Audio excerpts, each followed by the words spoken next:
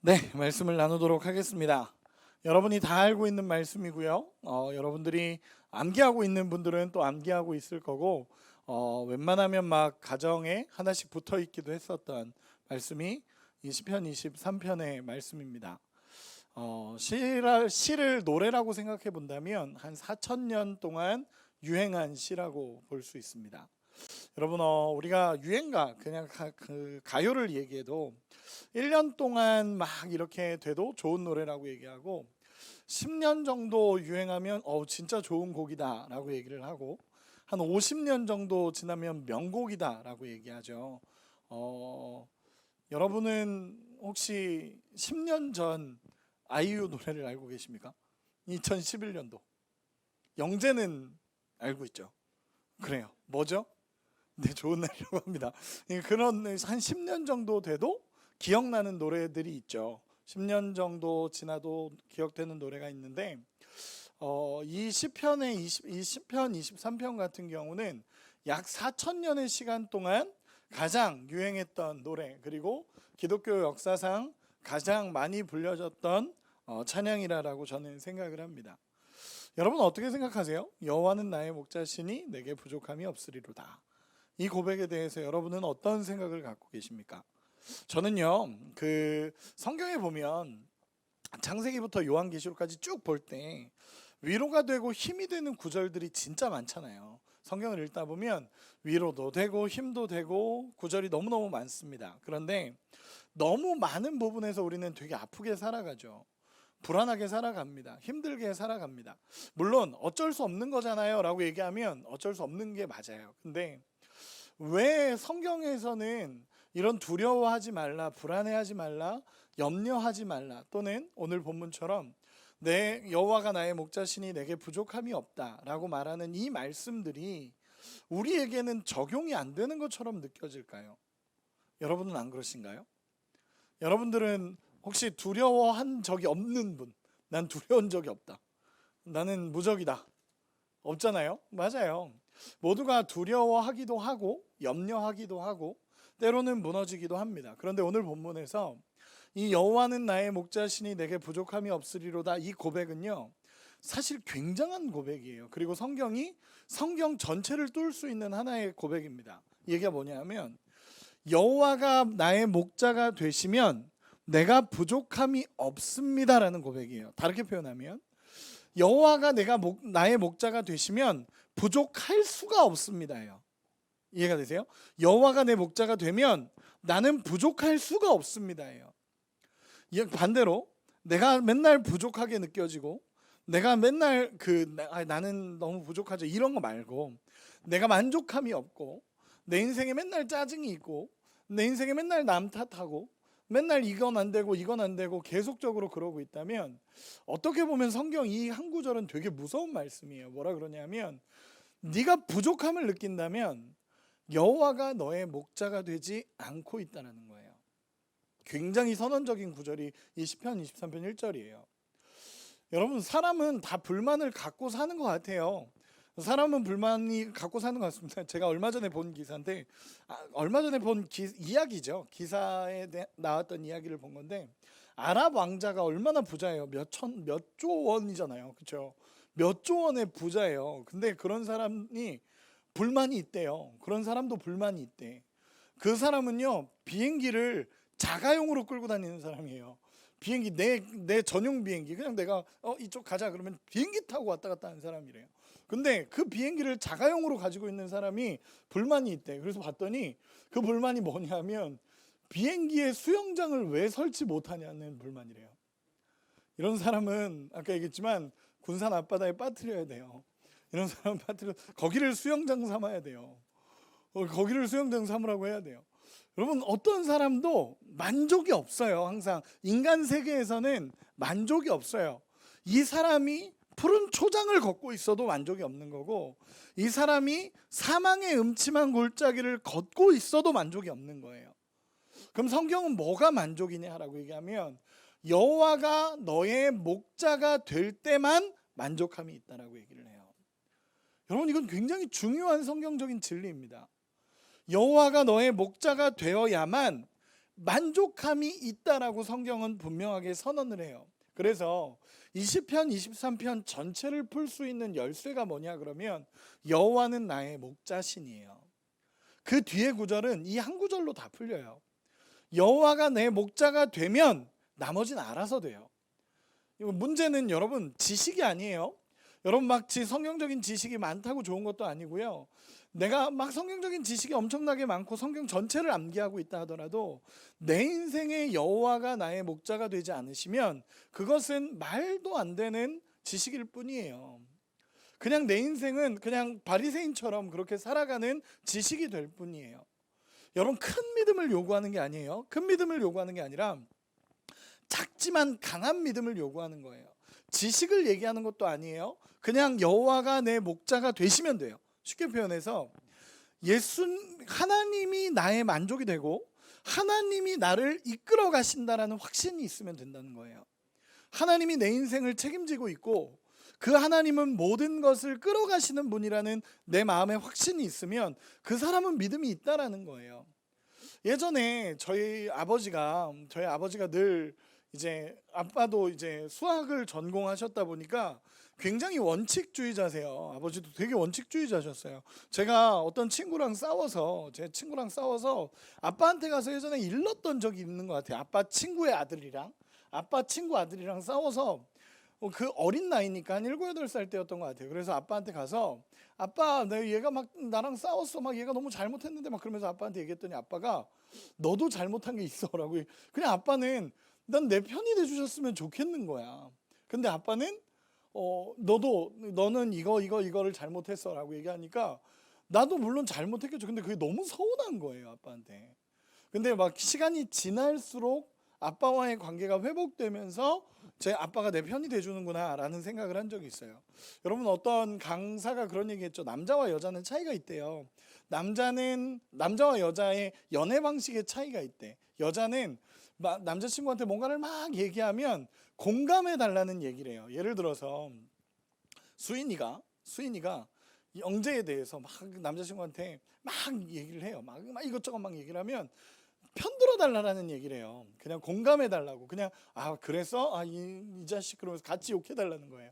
같이 욕해 주면 된대요. 그러면 관계는 해결이 된대. 근데 문제는 남자들은 그때 컨설팅을 한대요. 그게 뭐냐면 너도 잘못한 게 있어가 먼저 나온다는 거예요. 듣고 나서 너도 잘못한 게 있어. 네가 세상을 몰라서 그래. 네가 사회생활을 안 해서 그래. 아니면 네가 군대를 안 갔다 와서 그래. 이런 게 사회야. 막 그러면서 얘기를 한다는 거예요. 공감이 전혀 안 된다는 거죠. 그렇게 되면 내 편이 안 되는 거죠. 내 편이 안 되는 거고 서운함이 쌓이는 거죠. 근데 성경은 뭐라 그러냐면 하나님이 너의 편이 돼주시겠다라고 얘기를 하시는 거예요. 물론 여러분 엉뚱한 얘기로 생각하지 마세요. 내가 잘못하고 무조건 잘못하는데 하나님 내 편이다 이런 거 아니에요. 제가 학생회 설교 때 이런 얘기를 했는데 어떤 친구가 기도를 그렇게 하는 거예요. 대표 기도를 하는데 지금 있었던 일은 아니에요. 좀 오래된 얘기긴 해요. 근데 그 친구가 대표 기도를 하는데 학생회 때 시험 기간이었어요. 시험 기간이었는데 하나님 저는 무식합니다. 하나님 저는 지혜롭지 못합니다. 그렇게 기도를 하는 거예요. 그래서 제가 왜 저러나 많이 시험 때문에 많이 속상했나 보다 그런 생각을 하고 있었어요. 하나님 저는 무식하고요. 하나님 저는 지혜가 없어요. 하나님은 근데 지혜의 왕이시죠. 지혜의 왕이신 하나님 정답을 알려주세요. 진짜 맞아야 돼요. 정말로 지혜의 왕이신 하나님 정답을 알려주세요. 이렇게 기도가 가는데 얘는 이건 잘못됐다 라는 생각으로 끝나고 부른 적이 있어요. 그건 아니지 막 그러면서. 여러분 하나님은요 오늘 본문에서 하나님 뭐라 그러냐면 너가 하나님이 너의 인생을 이끌어 가신다는 것을 믿어야 된다라고 얘기하는 거예요. 여호와가 내 목자라는 건요 여러분 목자의 역할이 뭐예요? 양을 가장 안전한 길로 이끌어 가는 거잖아요. 그렇죠? 가장 안전한 길로 이끌어 가는 게 목자의 역할입니다. 어디 푸른 초장으로 가도 사망의 골짜기를 때로는 걸어가더라도 가장 안전하게 이끌어 가는 게 목자의 역할이에요. 이 양이 잘못된 길을 가면 거기를 막아주는 거고, 푸른 초장으로 가면 거기서 쉴 수 있게 해주는 거고, 이상한 길로 가면 안 돼라고 얘기하면서 가게 하는 게 목자의 역할이에요. 그래서 양은 자기가 원하는 대로 막 가다가도 목자가 막으면 아, 여긴 아니구나, 여기는 맞구나, 그러면서 가는 게 이 양의 역할이라는 거예요. 여러분, 목자, 나 여호와가 내 목자라는 것을 인정하고 여호와가 나의 모든 것을 보호하신다는 걸 인정하면, 하나님이 나와 함께 하신다는 것을 인정하고 살아가면 우리에게 부족함이 없다라는 걸 깨닫게 된다는 거예요. 제가 이 이야기를 할 때, 이 설교를 할 때 항상 하는 예화가 있어요. 여러분도 분명히 들었을 거지만 생각하시고 한번 들어봐 주세요. 제가 예전에 고등학교 때, 제가 중학교 3학년 때까지 농구부였어요. 중학교 3학년 때까지 농구를 했었고, 농구를 한 뒤에 고등학교 1학년에 올라갔어요. 얼마나 열심히 운동을 했는지 몰라요. 근데 이제 아빠가 중3에서 고등학교로 넘어갈 때 너는 공부할래? 운동할래? 막 이런 식으로 얘기를 하셔가지고 아, 공부해야 되는 거구나 라고 생각을 하고 공부를 선택했었어요. 아빠가 그렇게 얘기하셨어가지고 그때는 운동할 용기는 없었어요. 그래서 선택을 했었고, 그리고 공부하러 갔죠. 근데 여전히 농구를 너무 좋아했기 때문에 애들 다 공부할 때 전 농구를 했었어요. 수업 끝나고 나서 막 학원 갈 때 저는 수업 끝나고 남아서 농구장 가서 농구하고 막 있었어요. 근데 저 같은 사람이 한 명 더 있었어요. 그 형이었는데, 저 고등학교 3학년짜리 형이었어요. 근데 고1 때 고3짜리 형이었는데 그 형이랑 같이 농구를 했어요. 그 형이 어느 날 저한테 와가지고 야, 너는 뭐 농구 잘하냐? 그래서 그냥 열심히 해요. 그랬더니 그럼 너 나랑 같이 농구하자. 그래서 그 형이랑 막 1대1 하고 맨날 농구하고 그랬었어요. 근데 그 형이 되게 착하게 생긴, 키는 저만 했어요. 그때 당시에도 저만 했는데 되게 착하게 생긴 형이었고, 막 뿔테 안경 쓰고, 제 기준에는 뿔테 안경 쓰면 착한 형이에요. 이제 형석이 봐봐, 얼마나 착한 형이에요. 저런 스타일이, 저런 느낌이 딱 저 느낌인 것 같아. 근데 그런 형이었어요. 키도 저만하고 같이 농구하면서 운동하면서 참 잘 지냈습니다. 그런데 그렇게 잘 지내고 있는데 어떤 제 반 친구가 저한테 와서 야, 너 그 형이랑 어떻게 친해? 라고 묻는 거예요. 그래서 너 그 형이랑 농구하다 친해졌다고 그랬더니 얘가 야, 그 형이랑 너 어떻게 친해져서 그 형이랑 친해지기 힘든데? 그래가지고 왜? 그랬더니 그 형 우리 학교 짱이야 막 그러는 거예요. 근데 내 기준엔 절대 짱이 아니야. 그분은 뿔테 안경 쓰고 계셨거든. 그러니까 절대 짱이 아니야. 근데 짱이라는 거야. 막 전설의 공중 5단차기를 했다는 둥, 막 진짜 전설적인 형님이셨어요. 근데 정말 나랑 있을 때는 욕 한마디 안 해. 그 흔한 욕 한마디 안 했던 형이었어요. 그래서 농구하면서 같이 잘 지냈죠. 그러던 어느 날 고등학교 1학년하고 고등학교 3학년하고 농구 시합이 있었어요.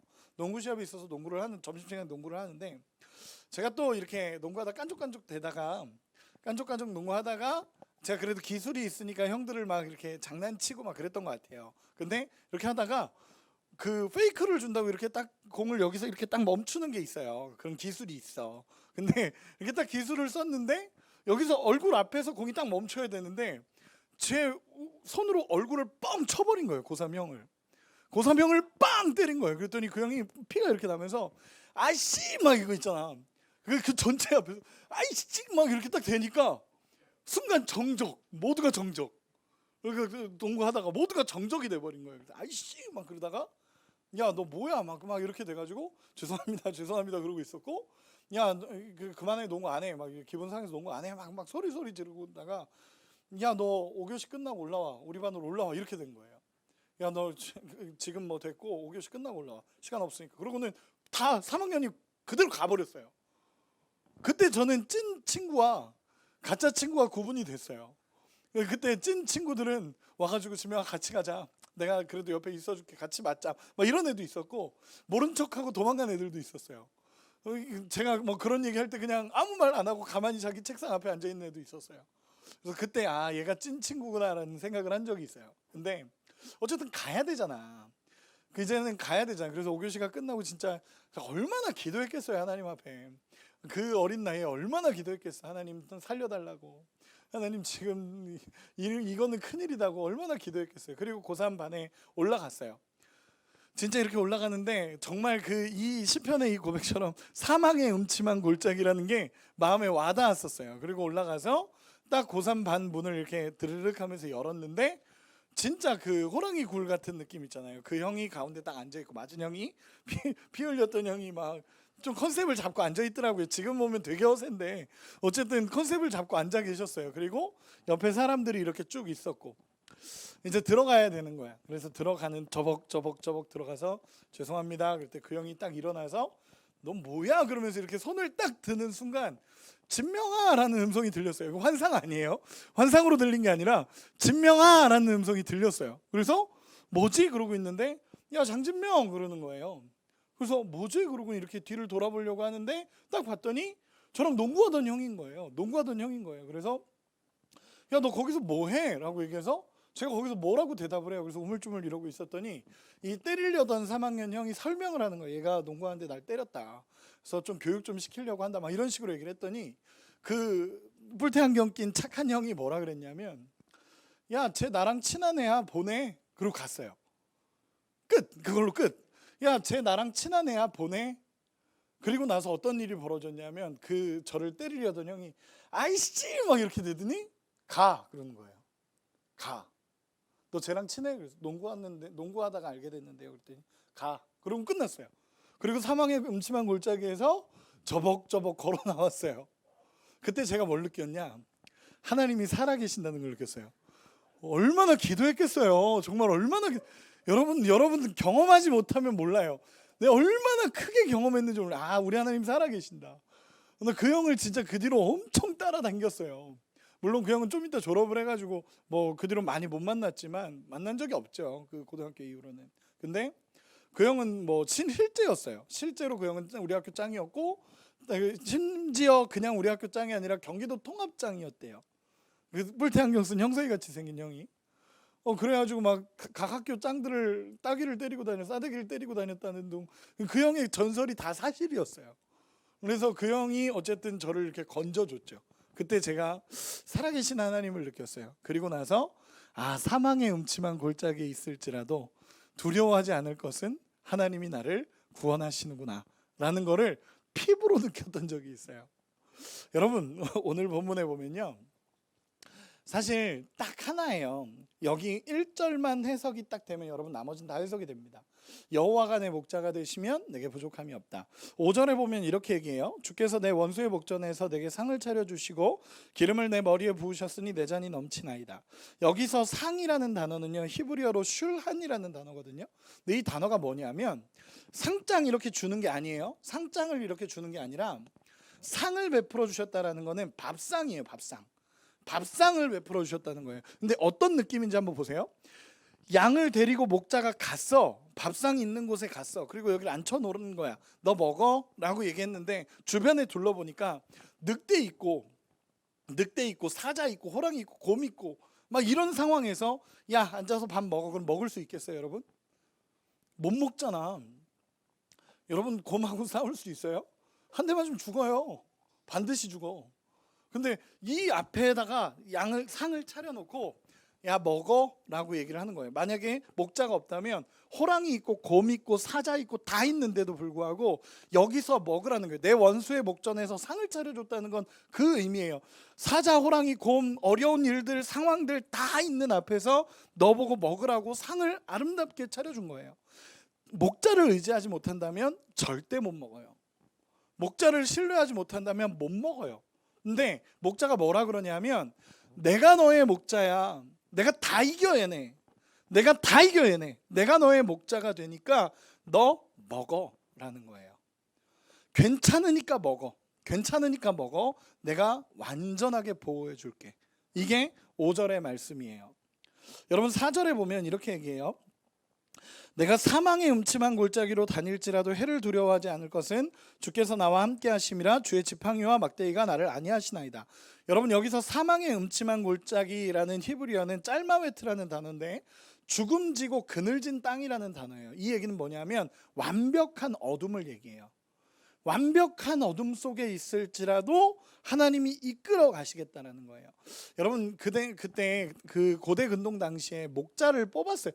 여러분 목자라는 것은요 그 당시에 이제 다윗이 목자를 알잖아요. 자기가 목자였으니까 양을 치는 목자였으니까 목자라는 개념에 대해서 알고 있어요. 근데 그 당시 목자를 뽑는 선발 기준이 있었어요. 목자도 여러분 아무나 뽑는 게 아니에요. 목자 양 한 마리 있다고 목자 뽑아놓고 양 한 마리 있다고 목자 뽑아놓는 게 아니라 그 고대 근동 당시에서도 이 집의 양들, 이 집의 양들, 이 집의 양들, 이 집의 양들을 모아서 한 100마리 이상 되면 거기에 목자를 세워놔요. 한 마리 있다고 목자가 맨날 지키고 있으면 이게 안 맞아요. 아다리 뭐라고 표현해야 되죠? 뭐라고? 그래 수지가 안 맞아요. 고마워요. 수지가 안 맞아. 그렇게 하면 안 맞아. 그래가지고 이 집 양, 이 집 양, 이 집 양, 이 집 양 해서 그걸 지키는 목자 한 명을 뽑아요. 그래서 목자 선발을 해요. 목자 선발을 어떻게 하는지 아세요? 윗옷을 벗겨요. 그 목자 왔으면 야 벗어봐. 그리고 윗옷을 벗겨요. 그리고 뭘 보냐면 몸이 좋은 걸 볼까요? 이 사람이 몸 좋고 막 이런 거 볼까? 아니에요. 상처를 봐요. 상처. 주원이가 얘기해 줬는데 상처를 봐요. 이게 왜 그러냐면 그 상처가 그 양을 지키기 위해서 곰과 사자와 어떤 이리와 이런 늑대와 싸우면서 생긴 상처들을 봐요. 그러니까 어떤 사람은 상처가 없어요. 왜? 나타나면 도망갔으니까. 상처가 없는 거야. 근데 나타나서 도망가지 않고 그들과 싸워서라도 양을 지키는 사람들이 있었단 말이에요. 그 양을 지키기 위해 싸운 영광의 상처들을 보면서 이 사람은 목자로 세워도 되겠다 그러면서 목자로 세워요. 그게 목자를 선발하는 거예요. 여러분 우리 오늘 찬양팀이 계속 예수님 찬양해서 참 감사하다라는 생각이 들었는데 예수님의 몸에 흔적들이 있어요. 매맞은 흔적들이 있고요. 채찍을 당한 흔적들이 있고요. 정말 죽음의 위기를 거치면서의 흔적들이 있어요. 여러분 생각해 보세요. 어떤 신이 백성을 위해서 죽어요? 저는 제가 종교를 연구하면서 수업으로 종교를 연구하면서도 어떤 신이 자기를 섬기는 백성을 위해서 죽어요? 그런 신 없어요. 그럼 바보 같은 신 없어요. 우리 하나님이 그래요. 우리 예수님이 그래요. 얼마나 목자를 요한복음 11장에 보면 나는 선한 목자라. 선한 목자는 양들을 위하여 목숨을 버리거니와. 선한 목자로서 그 자리에 날마다 서 계시는 거예요. 상처가 나고 아파도 그 자리에 서 계신 분이 목자라는 거예요. 나는 선한 목자라. 선한 목자는 양들을 위하여 목숨을 버리거니와. 삭구는 그렇지 않으며. 여러분 선한 목자 되신 예수님이 우리를 지키시겠다라는 약속이 시편 23편의 고백들이에요. 여러분 우리가 인생을 살아보면 알아요. 아무리 애쓰고 수고하고 그래도 안 되는 것들이 많아요. 내가 잘못한 게 아니거든요. 내가 잘못한 게 아니어도 열심히 살았는데 실패한 인생도 있고요. 내가 진짜 한눈 판 것도 없이 그냥 살아왔는데도 때로는 실패한 것처럼 느껴지는 인생들이 있어요. 그런데 하나님은 그 모든 시간들 속에 역사하셔서 나를 이끌어 가시겠다라는 약속이에요. 그렇기 때문에 여러분 그 전도서에서 그런 얘기 하잖아요. 모든 것이 헛되고 헛되니 모든 것이 헛되도다. 그 중에 대표적으로 헛된 게 뭐냐면 의인들이 열심히 살아도 잘 안 되니까 헛되대요. 근데 그 모든 주권이 하나님 앞에 있다라는 것을 인정하고 살아가는 사람이 복되다라는 것을 이야기하는 거예요. 그 얘기는 뭐냐면 조금 어려운 얘기긴 하지만 여러분 우리가 푸른 초장을 걸어갈 때도 있고요. 사망의 음침한 골짜기를 걸어갈 때도 있는데 하나님은 그 모든 길에서 우리와 함께 하시고 가장 바르고 안전한 길로 인도해 가신다는 거예요. 성경에 보면 3절에 이렇게 얘기해요. 내 영혼을 소생시키시고 자기 이름을 위하여 의의 길로 인도하시는도다. 여러분 의의 길로 인도하신대. 의의 길이 뭐예요? 바른 길이에요. 히브리어 원어 그대로 보면 바른 길이에요. 바른 길. 여러분 잘 되는 길로 인도하신다는 게 아니에요. 내가 너의 복 줄게. 뭐 너 엄청나게 좋은 길로 인도할게. 이 얘기 하시는 거 아니에요. 아니면 뭐 널 푸른 초장으로 인도해 줄게. 맞죠? 하나님 그렇게 인도해 가셔요. 그러나 때로는 사망의 음침한 골짜기를 걸어가야 될 때도 있어요. 그런데 하나님은 이 길이나 이 길로 인도하시는 게 아니라 바른 길로 인도해 가시겠다라는 거예요. 여러분 오해하지 마세요. 착각하지 마세요. 하나님이 뭐든지 잘 되는 길로 인도해 가시겠다라는 게 아니에요.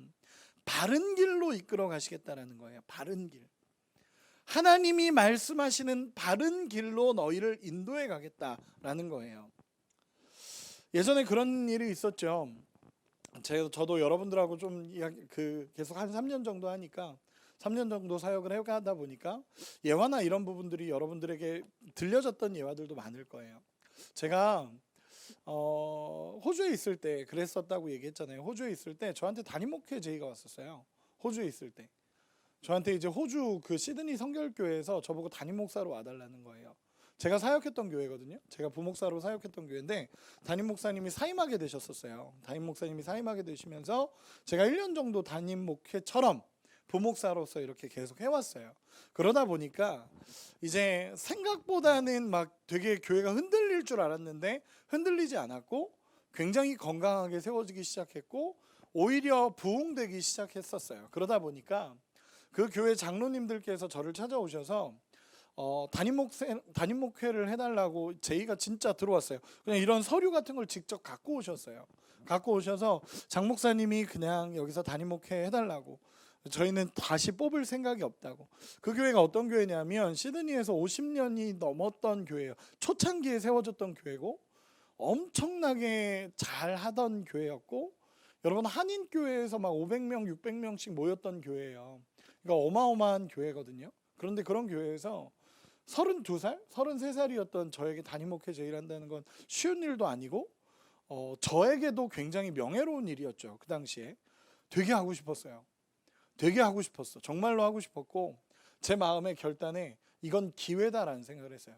만약에 그걸 잡았으면 저는 성결신문에 나왔을 거예요. 신문에 나왔을 거예요. 왜냐하면 그 당시 그 시드니 성결교회는 굉장히 핫 이슈였으니까. 근데 우리 부모님도 하라 그랬어요. 우리 부모님도 전화했더니 엄마 이런 일이 있다. 아빠랑 얘기를 좀 해봐라. 그랬더니 엄마 아빠가 얘기하더니 진명아 해도 되겠다. 정말 좋은 길인 것 같다. 뭐 기도하겠지만 하나님께서 열어주신 길이라고 생각한다. 우리 엄마 아빠도 얘기했고 저희 이제 제일 친한 형, 저보다 한 살 많은 형인데 저랑 이제 신앙적인 상담을 늘 하는 형이 있어요. 그래서 그 형한테 얘기를 했어요. 그랬더니 그 형이 굉장히 팩폭을 했는데 뭐라 그랬냐면 야 누가 그런 기회를 너한테 다시 주겠냐. 이건 다시 못 올 기회다. 너한테는 그런 기회가 다시 있을 수가 없다. 그 형은 이제 강하게 얘기한 거죠. 그러면서 가라, 무조건 가라. 하나님 열어주셨는데 뭘? 지금 한인교회는 힘든 한인교회들 많다. 네가 해라. 이렇게 얘기를 했었어요. 근데 저희 교수님, 제 스승은 저한테 진명아 좀 아닌 것 같다. 그러니까 처음에 스승은 제 선생님은 저한테 진명아 좋은 기회다 해라. 그래가지고 예 알겠습니다. 그러고는 해야겠다. 내일 얘기해야겠다. 그러고 있는데 30분 뒤에 다시 전화 와서 아닌 것 같다. 라고 얘기를 하시는 거예요. 처음에 그렇다고 하지 마시지. 처음부터 그냥 아니라고 하시지 차라리. 그냥 그런 마음이 들었어요. 왜 지금 와서 좋다 말게 막 이런 생각이 들다가 근데 저희 선생님 뭐라 그랬냐면 그러나 선택은 네가 해라. 라고 얘기했어요. 그래서 그때부터 기도하기 시작해서 하나님 어떻게 저한테 그분들이 한 달을 주셨어. 왜 한 달을 주셨는지 모르겠어요. 그냥 일주일만 주시면 속이라도 편했을 텐데 한 달이 얼마나 긴지 아세요, 여러분? 한 달 동안 고민하고 기도하는 거예요. 근데 제가 딱 하나 걸린 게 있었어요. 그게 뭐였냐면 원래 부목사가 담임 목사가 바로 못 돼요. 부목사가 담임 목사 교단 교 측에 부목사로 있다 담임 목사 그 교회 담임 목사가 바로 못 돼요. 왜냐하면 막 분란을 일으키는 사람일 수도 있으니까. 그렇게는 안 되게 돼 있어요. 그리고 그런 상황이다 보니까 이제 저는 그게 마음에 걸렸어요. 근데 이제 장로님들이 그걸 아시고 저를 찾아와서 목사님 그게 걸리시죠? 저희는 교단을 나가겠습니다. 교단을 탈퇴하고 그냥 초교파로 가겠습니다. 그러니까 목사님이 편하신 대로 결정하십시오. 이렇게 얘기를 한 거예요. 그래서 네 알겠습니다. 그리고 감사합니다. 그러고 왔죠. 여기까지도 하나님 뜻인 것 같은 거야. 여기까지도. 야, 이게 신기하다. 내가 먼저 얘기한 것도 아닌데 이런 모든 것들이 나한테 맞춰졌구나라는 생각이 들어서 여기까지도 하나님 뜻이다. 좋아, 가자. 이제 가자. 그리고 나서 기도하는데 하나님이 스탑을 얘기하시는 거예요. 내 마음에 불편한 거야. 너무 좋은 기회잖아. 말도 안 되는 기회잖아. 32살인 나한테 말도 안 되는 기회잖아. 근데 하나님이 자꾸 나한테 스탑을 얘기하시는 거예요. 뭐지? 왜 이런 마음을 주시지? 왜 불편하지? 이런 생각이 드는 거야. 그래서 고민했어요. 그러다가 그 결정하기 전날까지 고민했어. 결정하기 전날까지 울면서 막 하나님 앞에 기도했어요. 그러다 하도 답답해서 교수님, 저희 스승한테 전화해서 교수님 이렇게 답답한데 어떻게 해야 될까요? 그랬더니 네 맘대로 해, 그러고 끊으셨어요. 그래서 이게 뭐야 이게 막 혼자 뭐야 막 그런 상황이 있었는데, 제가 기도하다가 하나님 그런 마음을 주셨어요. 내가 너를 이끌어가는 여호와다. 내가 너의 인생을 끌어가는 여호와다. 누구 말대로, 그 형 말대로 나한테 다시 못 올 기회일 수도 있어요. 근데 하나님 앞에 그렇게 고백하고 내려놨어요. 뭐였냐면, 하나님이 내 인생을 끌어가시는 여호와이십니다. 주님이 나의 목자이십니다. 그리고 내려놓고 장로님께 가서 저는 안 하기로 결정했습니다. 장로님이 의외라는 생각을 하시다가 나중에 다시 얘기하시면서 장 목사님이라면 그렇게 결정할 거라고 저희 장로님들끼리도 얘기했었습니다. 안 그랬으면 큰일 날 뻔했어요. 어쨌든 그렇게 얘기를 하시더라고요. 그래서 그렇구나 라는 생각을 하고 났더니 하나님이 길을 열어 가시는데 놀라울 정도였어요. 제가 늘 얘기하잖아요. 거기서 돌아와서 학교 등록금도 없었고 아무것도 없었는데, 제가 학교 마칠 때까지 등록금이 호주에서 왔어요. 박사과정 등록금 만만치 않습니다. 만만치 않은데 한 장로님이 그 결정을 보시면서 내가 목사님의 학위까지 제가 모든 등록금을 대겠습니다 라고 얘기해 주셨어요. 물론 늘 얘기하지만 그분이 생각했던 것보다 조금 길게 해서 늘 죄송스러운 마음입니다. 조금 길게 했어요. 그분이 생각한 금액보다 조금 더 드셨을 거예요. 근데 어쨌든 잘 하나님께서 마무리하게 하셨고, 도착하자마자 사역지를 인도해 가셨고, 도착하자마자 하나님이 살 길을 여시는데 무서울 정도였어요. 제가 느끼기엔 무서울 정도였어요. 하나님이 이렇게까지 이끌어 가신다고? 라고 생각할 정도로 하나님이 이끌어 가셨어요. 그래서 저는 이 고백이 뭔지 알아요. 내가 사망의 음침한 골짜기를 다녀도, 내가 푸른 초장을 다녀도 나에겐 만족이 없어요. 여러분, 여호와가 내 목자가 되지 않으면 절대로 만족이 없어요. 여러분들이 인생이 정말 행복해봐요. 그래도 나중에는 만족이 없어져요. 여러분들이 사망의 음침한 골짜기를 다녀서 너무 힘든 상황이어도 여러분 속지 마세요. 여호와가 그 자리에 계시면 여러분 만족하면서 살아가요. 사단은 계속 속여요, 우리를. 네 상황이 그래서, 네 환경이 그래서 너한테 만족이 없는 거야. 네 상황이 이러니까 너한테 만족이 없는 거지. 아니에요. 여호와가 목자가 안 되니까 만족이 없는 거예요. 여호와가 내 목자가 되면 성경은 만족한다라고 얘기를 해요. 그럼 한 번만 마지막으로 이 부분만 한번 봅시다. 4절에 보면 내가 사망의 음침한 골짜기로 다닐지라도 해를 두려워하지 않을 것은 주께서 나와 함께 하심이라. 주의 지팡이와 막대기가 나를 안위하시나이다. 아멘. 여러분, 지팡이와 막대기가 뭐예요? 여호와의 지팡이와 막대기가 나를 안위하신대. 지팡이는, 여러분 잘 들어보세요. 지팡이는 이 목자가 짚고 다니면서 목자가 짚고 다니는 거고, 그러면서 양이 잘못된 길로 가면 이렇게 톡톡톡톡 하면서 하는 게 지팡이에요. 그럼 막대기는 뭘까? 막대기는 뭘까? 똑같은 건가? 보호하는 거. 맞아요.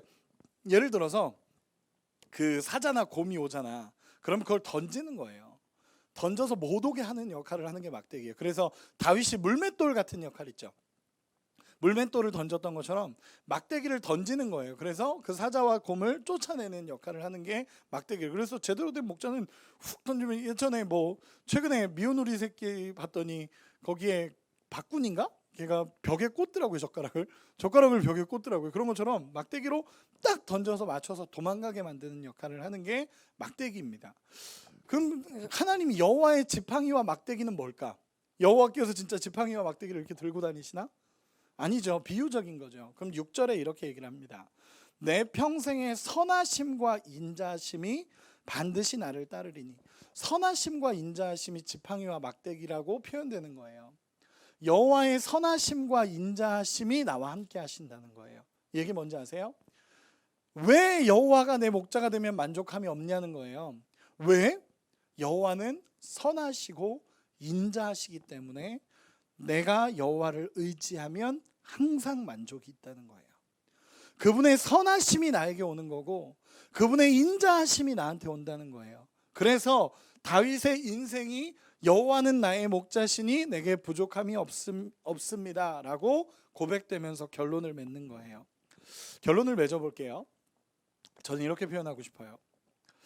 여러분, 여호와가 나의 목자시다라는 표현은요, 이 표현은 이 시편 23편은 다윗이 인생의 마지막에 했던 고백들이에요.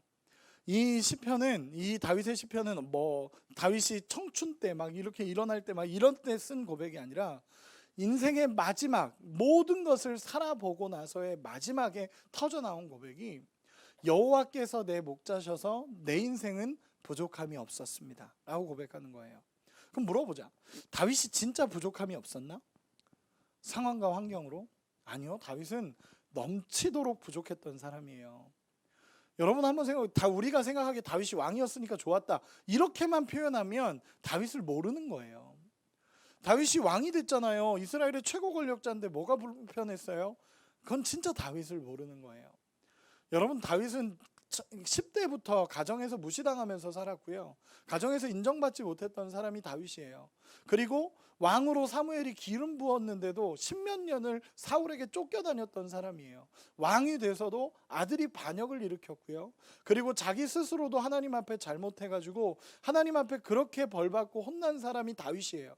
근데 그 다윗이 인생의 마지막에 나는 여호와로 인하여 부족함이 없었습니다. 여호와가 내 목자십니다 라고 고백해요. 여러분, 이 고백에는 뭐가 전제된지 아세요? 내가 양입니다예요. 양이 뭔데? 여러분, 이스라엘에서의 양은요, 이런 개 이거랑 똑같아요. 개 이거랑 똑같아요. 왜냐하면 그래서 너 이런 양 새끼 막 이렇게 되면은 진짜 심한 욕이에요. 양은 고집세고요. 그 사람들이 느끼는 양은요, 양은 고집세고요. 양은 눈도 멀어서 앞도 잘 못 보고요. 양은 뭐 30cm 이상을 막 못 보고 막 요렇게만 간다 그러더라고요. 그리고 양은 다리가 짧아서 넘어지면 혼자 일어나지 못하고 죽는 경우들도 있대요. 말도 안 되는 양들은 우리가 깨끗하게 보이지만 우리는 양을 순결함의 상징, 깨끗함의 상징이라고 보지만 그 시대 사람들은 양을 그렇게 안 봤다는 거예요. 양은 더럽고 냄새나고 앞으로도 못 가고 목자 없으면 살 수도 없고 이런 존재를 양으로 봤어요. 근데 여호와가 내 목자다라는 고백은 뭐죠? 내가 양입니다의 고백이에요. 나는 양 같은 존재입니다.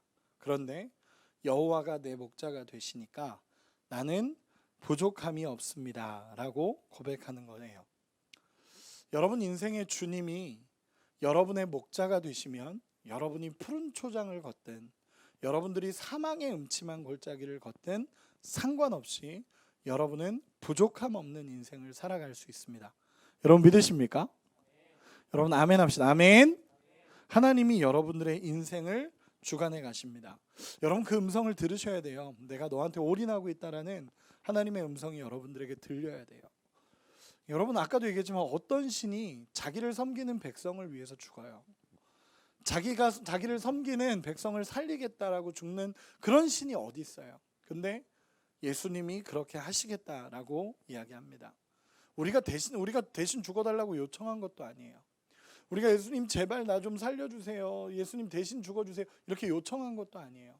그분이 우리를 아시고 내가 대신 그 길을 걷겠다라고 하시는 분이 예수님이에요. 놀라운 건 그 예수님이 우리의 목자가 되십니다. 여러분 하나님이 여러분 인생 가지고 장난치지 않아요. 하나님이 여러분 인생 막 망가뜨리지 않아요. 하나님이 여호와가 여러분들의 목자가 되시면 여러분들을 이끌어 가십니다. 때로는 푸른 초장일 수도 있고요. 때로는 사망의 골짜기일 수도 있습니다. 저도 사망의 음침한 골짜기를 걸어봤어요. 죽을 것 같은 시간들도 걸어봤고 하나님 앞에 고민한 시간들도 있었어요. 그런데 하나님께서 우리에게 늘 얘기하시는 건 내가 너의 목자가 되면 너는 부족함이 없다라고 하나님 말씀하십니다. 하나님의 인도하심을 따라 살아가는 양 같은 우리가 되기를 소망합니다. 제발 하나님 앞에 나가서 하나님 앞에 엎드리고 울고 기도하는 여러분이 되셨으면 좋겠어요. 그리고 정말 나의 목자이십니다. 나의 왕이십니다. 나의 하나님이십니다 라고 고백하면서 그분을 의지해 살아가는 여러분이 되시기를 예수님의 이름으로 축원합니다.